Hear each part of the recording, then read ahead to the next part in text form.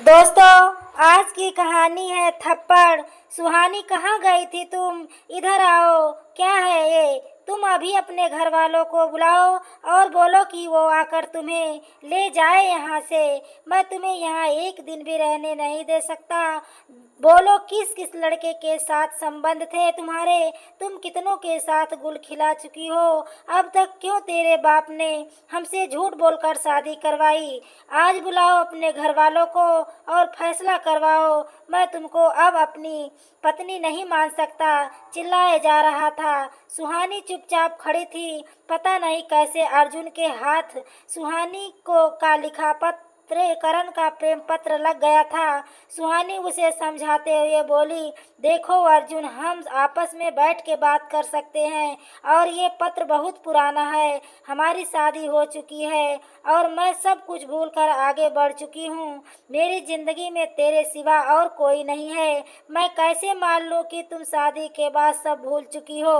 तुम अगर भूल गई होती तो ये लव लेटर यहाँ नहीं पड़ा होता, किसी कूड़ेदान में होता है। अब ये बताओ कि हमारी शादी के 1 साल हो गए हैं और 1 साल के दरमियान कितनी बार हो गई गई हो उस अर्जुन के पास?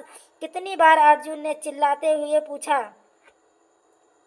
तुम समझाने की कोशिश करो अर्जुन, तभी बात काटते हुए चिल्लाया। क्या क्या समझने की कोशिश करूं? ये लव लेटर, ये गिफ्ट, थोड़ी देर बाद चुप रहने के बाद फंस गए यार इसके चक्कर में। और तेरा बाप तो सबसे बड़ा कमीना साला, सब झूठ बोल के हमारी शादी करवा दी। मेरी तो जिंदगी ही बर्बाद हो गई यार। वह सर पकड़ के बैठ गया। सुहानी से कुछ नहीं कहा जा सका। भर भर आंखों से आंसू आ गए। कैसे अर्जुन से कहे कि हाँ, प्यार करती थी वो करण से, लेकिन उनकी शादी के लिए उनके घर वाले तैयार ना थे और उसकी शादी अर्जुन से हो गई। लेकिन अर्जुन ने उसे इतना खुश रखा कि वो करण को भूल चुकी थी, आगे बढ़ गई थी वो जिंदगी में। शादी के साथ बात करण से मिलना तो दूर, बात भी नहीं हुई उससे। आखिर दोनों ने मिलकर फैसला जो लिया था कि जिंदगी में कभी दूसरे के लिए मुसीबत नहीं बनेंगे। दोनों एक दूसरे की जिंदगी से दूर हो जाएंगे और दोनों के बीच कोई कांटेक्ट नहीं रहेगा। शुरुआत में तो थोड़ी मुश्किल आई, लेकिन सुहानी ने सारी बातों को भूलकर आगे बढ़ने में ही भलाई समझी और अर्जुन को अपना सब कुछ मानकर जिंदगी को जीने लगी। अब ना जाने करण का जिन फिर कहाँ से निकल आया। शायद कुछ लेटर्स थे जो उसके अलमारी में किसी किताब के बीच पड़े हुए थे। उन्हीं लेटर्स में उन गिफ्ट्स का जिक्र था। शायद कुछ खोज रहा था अर्जुन, तभी ये किताब उसके हाथ लगी। ये सीन बन गया घर का। सुहानी ने अर्जुन को समझाने का प्रयास किया, पर अर्जुन कुछ समझने को राजी ना था। उसने अपने घर में माँ पापा को भी ये बातें बता दी और अपने ससुराल में हंगामा मचा दिया। अर्जुन कितना कुछ सोचा था अपनी शादी की पहली सालगिरह को खुशनुमा बनाने के लिए। दोनों तैयार हो रहे थे कि आउटिंग और लॉन्ग ड्राइंग के लिए, लेकिन सब तैयारियां, योजनाओं और सपनों पर पानी फिर गया। अर्जुन ने आनंद फानर में पंचायती को बुलवा ली, जिसमें अपने घर के लोगों के अलावा ससुराल के लोग भी थे, और उसने सुहानी के मोबाइल से करण को भी बुलाया था। एक बड़े होटल में बैठक हो रही थी। बहस आरोप प्रत्यारोप का दौर जारी था। अर्जुन और उसके घर वाले सुहानी और उसके घर वालों पर धोखाधड़ी के आरोप लगा रहे थे, तो वहीं सुहानी के घर वाले सुहानी के ऊपर प्रताड़ना का केस बना रहे थे। हालांकि दोनों इस बात पर राजी थे कि शादी से पहले सुहानी के संबंध करण से था, लेकिन सुहानी के घर वाले जात को लेकर शादी को मना कर दिए थे। सुहानी की शादी अर्जुन से हुई, दोनों खुश थे शादी से, लेकिन शायद सुहानी की पिछली जिंदगी उसे छोड़ने को तैयार ना थी। बैठक में करण चुपचाप उनके बहस और झगड़े को सुन रहा था। सफेद कमीज, काली पैंट के साथ काले रंग का सूट, ऊपर से काली बेल्ट, चमड़े के जूते, काली फीते की घड़ी और एक चश्मा पहनावे से लग रहा था कि वो या तो अच्छी नौकरी करता है या फिर अच्छा बिजनेसमैन है। सुहानी उसके तरफ एक बार देखी और फिर चुपचाप दोनों के घरों के पंचायती को देखने सुनने लगी। करण ने भी उसकी ओर देखा, लेकिन कोई भाव नहीं थे उसके चेहरे पर। अब तक दोनों की नजरें नहीं मिली थी। तभी अर्जुन करण की ओर देखते हुए उस पर तंज कसा। ये देखो जनाब, को लग रहा है जैसे खुद की शादी में आए हैं, सूट बूट में। इस ख्वाब में आए थे कि सुहानी अब उनकी होने वाली है। अर्जुन के चेहरे पर कुटिलता भरी मुस्कान थी। करण ने कोई जवाब नहीं दिया। अर्जुन बोलता रहा, जा सुहानी, चली जाओ अपने आशिक के बाहों में। तभी सुहानी के पापा ने आपत्ति जताई, ये क्या मजाक है अर्जुन बाबू, कोई अपनी पत्नी को कैसे बोलता है क्या, ऐसे बोलता है क्या, वो भी उसके पिता के सामने। तब तक अर्जुन के पिता ने कहा, गलत क्या बोल रहा है अर्जुन, सब सच कुछ ज्यादा ही कड़वा लग रहा है।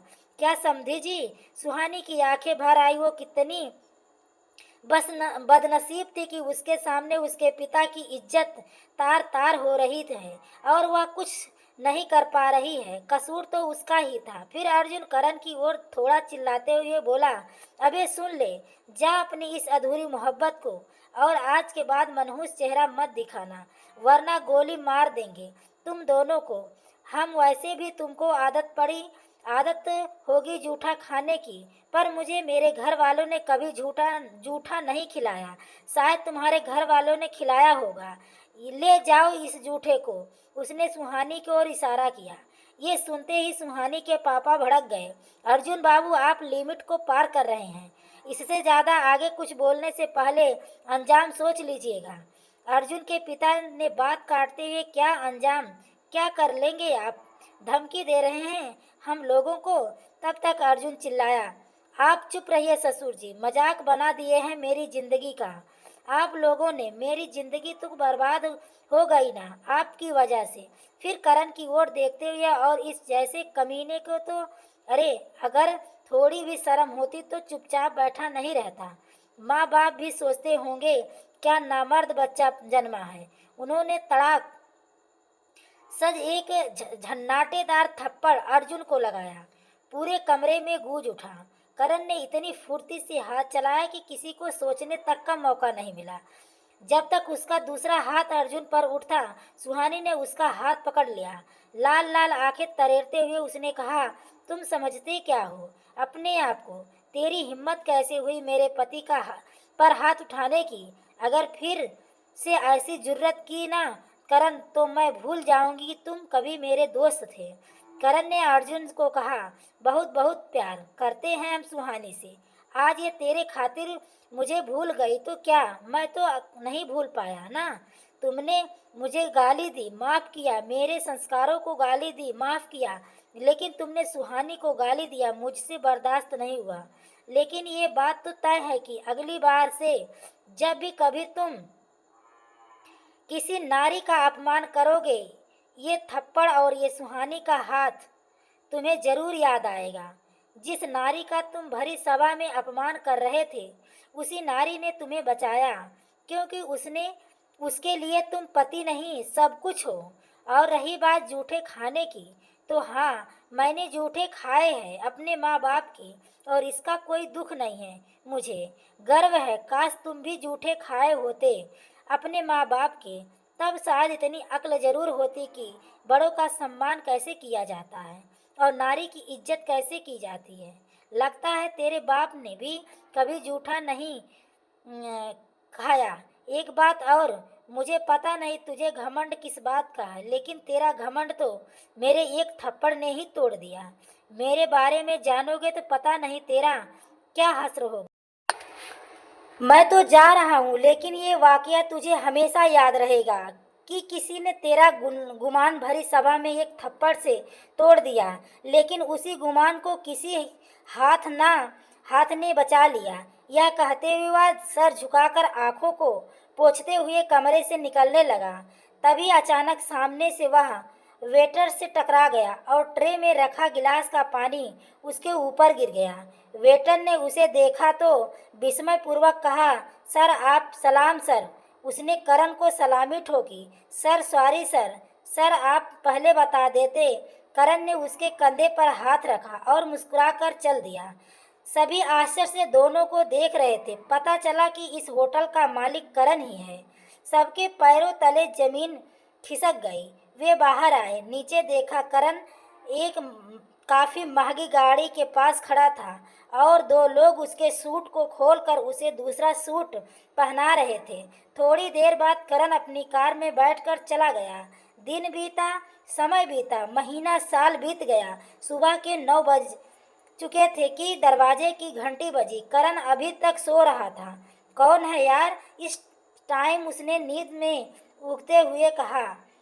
आ रहा हूँ यार। उसने अपनी बात पूरी की और दरवाज़ा खोला। आपके लिए कोरियर है, डिलीवरी बॉय ने कहा। करण ने साइन करके उस सामान को ले लिया। खोला तो एक कार्ड था जिस पर लिखा था, मुझे अपने गलत व्यवहार के लिए बहुत खेद है। मुझे और मेरी पत्नी सुहानी को सही रास्ता दिखाने के लिए धन्यवाद। करण मुस्कुरा उठा और मन ही मन बोला, ओके। फिर वह उत्साह से दिन की शुरुआत करने चला गया। लगा जैसे सुबह तो आज ही हुई है, इतने दिनों के बाद। कहानी आपको कैसी लगी कमेंट बॉक्स में ज़रूर बताएं। दोस्तों, कहानी पसंद आई हो तो प्लीज़ वीडियो को लाइक एवं शेयर करें। चैनल पर पहली बार आए हो तो चैनल को सब्सक्राइब करें। आगे के नोटिफिकेशन के लिए बेल आइकन को ज़रूर प्रेस करें। दोस्तों, मेरी कहानी में क्या कमी रह जाती है आप लोग सब्सक्राइब नहीं करते, प्लीज़ सब्सक्राइब कर लीजिए और पूरी वीडियो देखने के लिए आपको तहे दिल से धन्यवाद।